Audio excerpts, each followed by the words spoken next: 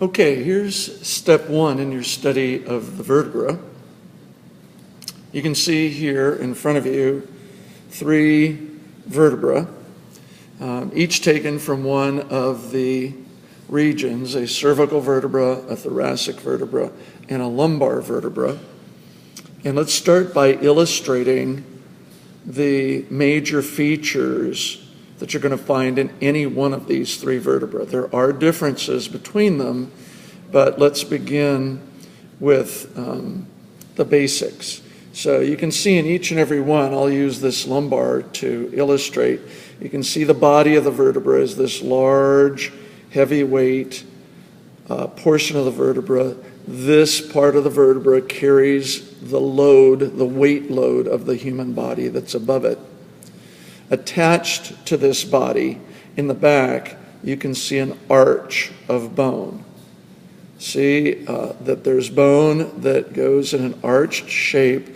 It creates this hole. The hole here is called the vertebral foramen. The vertebral foramen. And this arch of bone is called the vertebral, sometimes called the neural arch. We're going to call it the vertebral arch in our course here.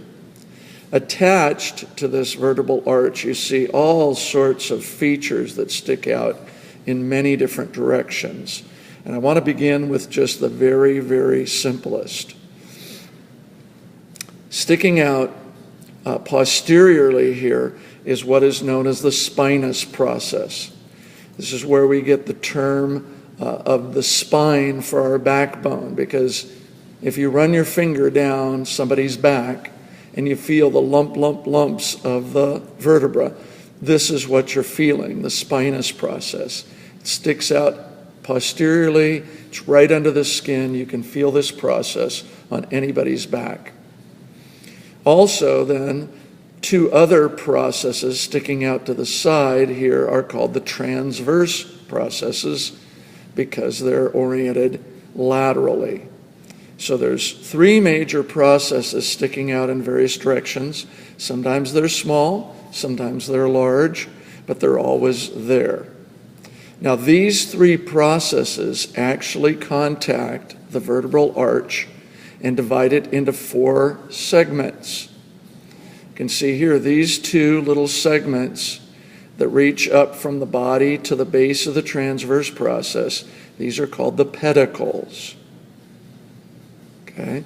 And then here in the back, from the transverse process over towards the spinous process, these 2 features here are called the lamina. And all 4 together then are the pieces that form the whole vertebral arch. So your goal now that you've seen these is take each of the other vertebra. Take a thoracic vertebra here and find the body and each of the pieces here. Take a cervical vertebra and do the same.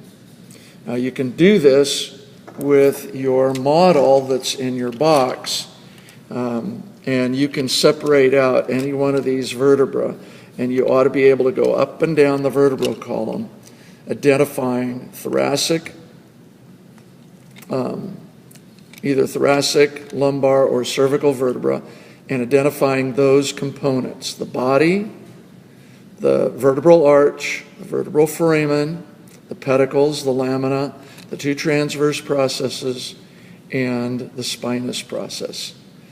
Do that now.